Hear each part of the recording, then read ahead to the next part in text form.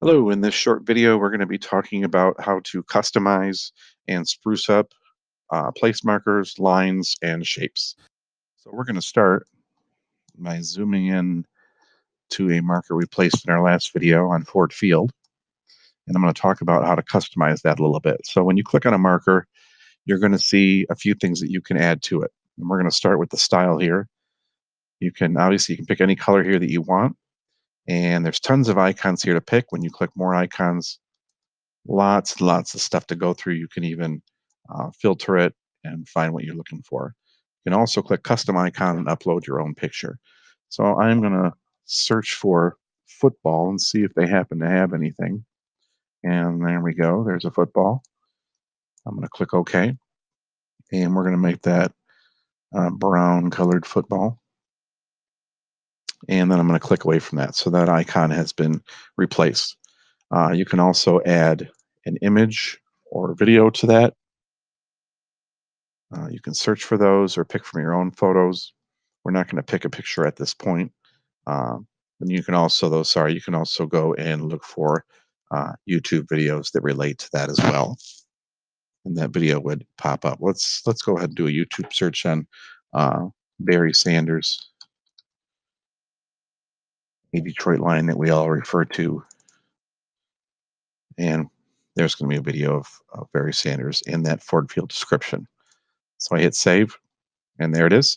The last thing that I can do on this is if I click the edit button, we did this last time, we put in Home of the Lions, but you can put lots of stuff in that description. I don't know if there's a limited amount of characters in that, but there's a lot of space to type in things, and you can even put your own writing or student writing into these spots. I'm going to remove this detail here because we don't need that. We don't need the phone number or anything. And that's how you customize an icon or a place marker.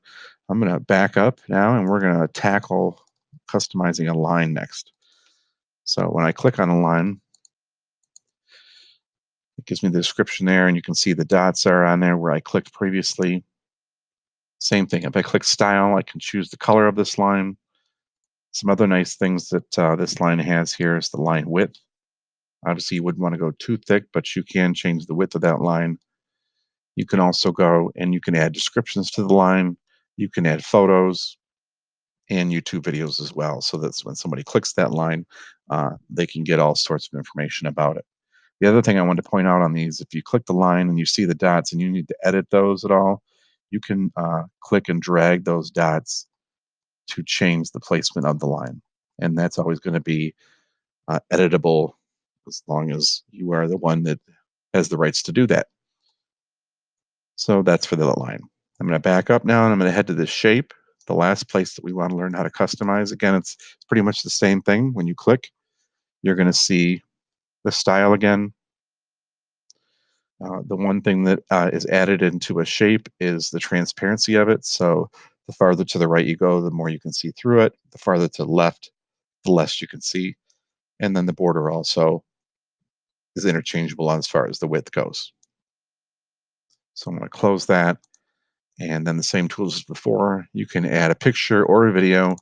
You can also add a description to your shape.